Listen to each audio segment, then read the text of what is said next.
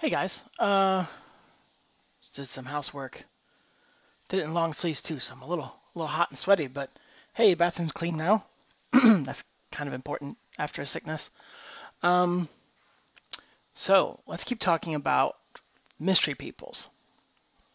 I was going to talk about one, but since I just mentioned the dragons in the last one and the idea of there being a biological magic and what is essentially a techno magic, I'm going to talk about another set of people.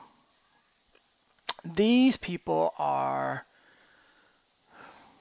humans, elven, like they're a human, elven, dwarven, whatever. I've never necessarily specified, nor did I think it was a single group. And they are separate from the others, right? And that is because these people were sailors or passengers on a sailing ship, and/or passengers on a sailing ship, and probably settling somewhere, settling some island somewhere, creating a new port, and found what's essentially a wrecked spaceship. I'm not sure how this would have actually played out if players ever found this. Maybe they would have found it to be really jarring and out of place. But this was my idea. It was that this is not the only populated planet in all of creation. Not all ideas were created in this, astrally, not in this one planet.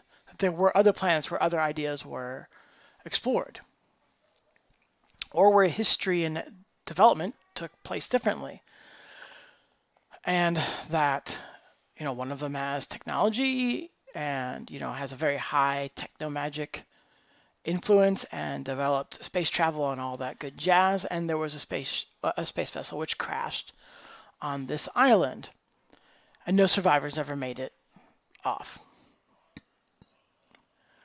But sometime at some point, people from this planet that my setting is in are going out there, and they stumble upon the remains of the spaceship, right? And they stumble upon the technology. After a bit of studying it, practicing with it, messing with it, you know, maybe there's some horrible accidents and stuff like that.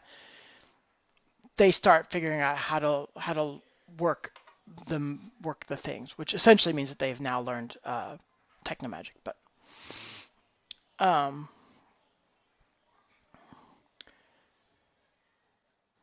and this scares the population.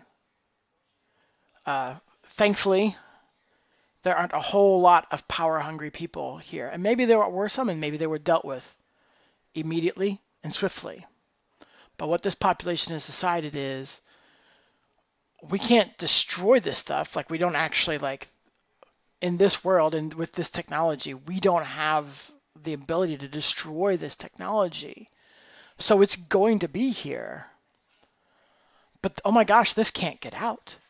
No one can get their hands on this. This would be horrible.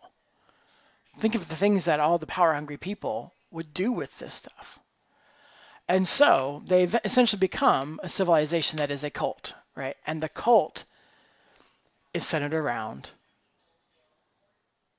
keeping that technology there on that island, never letting it come off, and unfortunately exterminating anyone who ever makes it to that island. Like, if they make it to that island, then they have to stay there, right? If there's a ship that's like, oh look, there's an island out there, then they have to start doing things to the ship, right? They have to sink the ship or make storms come in, right?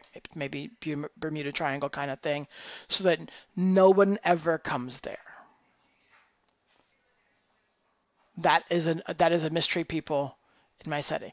Again, uh, that's as far as I've ever taken this idea, right? I simply wanted there to be a place where advanced techno magic existed, but I also wanted a reason why it hadn't gotten out. As I said early on in this homebrew setting video series, I didn't realize it at the time, but I really wanted to set up a world full of discovery opportunities. Unfortunately, the world's full of, and as I said back then, the world's full of discovery opportunities because they're not easy to get to, because it's not easy for everyone to get there, which means none of my first level campaigns have ever gotten there, right? Because we're doing other things, and by the time we're level 4 or 6 or 8, we're done with the campaign. We're done. We're either the people, either the players can't get back together, or we move on to another game. If I ever find a good way to start a good campaign at a higher level, and find players who are interested in doing that, because taking a Rolemaster character from non-existent to level 8 or 12 is a bit of work. You can find ways to simplify it, but if you want to also account for the character growth and time and fiscal growth and stuff like that, gosh, it can get big. Anyways, that's not what this video is about, as Ivan would say. So here's yet another secret that people have never found out. And yeah, and the next video. Beautiful ending.